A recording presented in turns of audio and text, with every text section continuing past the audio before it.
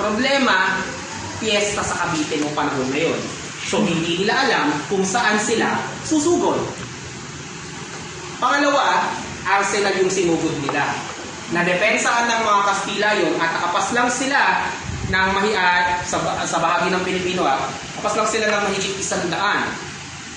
Sa bahagi ng Kastila, 11 lang. So, lugi. Di ba? Ganon yung nangyari. Kasama sa namatay sa Cavite Mutiny yung mismong pinuno. Hindi ko nababanggitin kasi hindi naman kailangan. Ang problema sa Cavite Mutiny ng 1872 ay sino ang may pakana. Nabatay yung pinuno, ang pinagbibintangan sila. Which is, wala namang patotoo.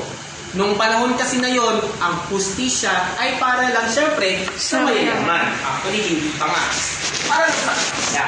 No, kaya ang nangyari, ang ginawa ni Rafael Izquierdo dahil siya ang Governor General noon, ipinapatay niya lahat ng mga kasali at hinihinalang kasali dito.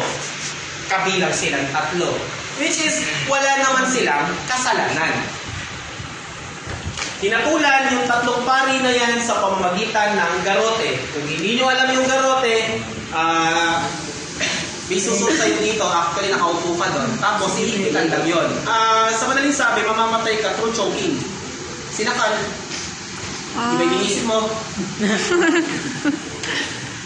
No, ganun lang yung nangyari. Bago sila mamatay na 3, si Jose Burgos ay umiiyak. Si Jacinto Zamora ay natulala. Si Mariano Gomez pala yun. At si Jacinto Zamora naman ay kalmado lang. No, si Mariano Gomez nabaling siya dyan. So, bago sila pugutan. Igarote. Sa 3 yan, sino ang kamag-anak ni Rizal? Jose Burgos. Very good. Si Jose Burgos. Matik naman. So, tsuhin niya yan.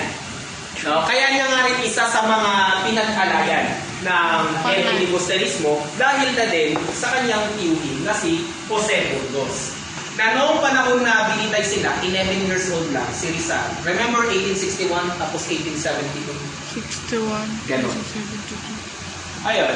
So, ganun lang. Okay, so sa pinaka buong kwento ng LPD, kung nahirapan siya sa Noli Me Tangere, mas nahirapan siya sa LPD. Now, sabi niya dyan, sinimulan niya sa London ng 1890. Wait lang.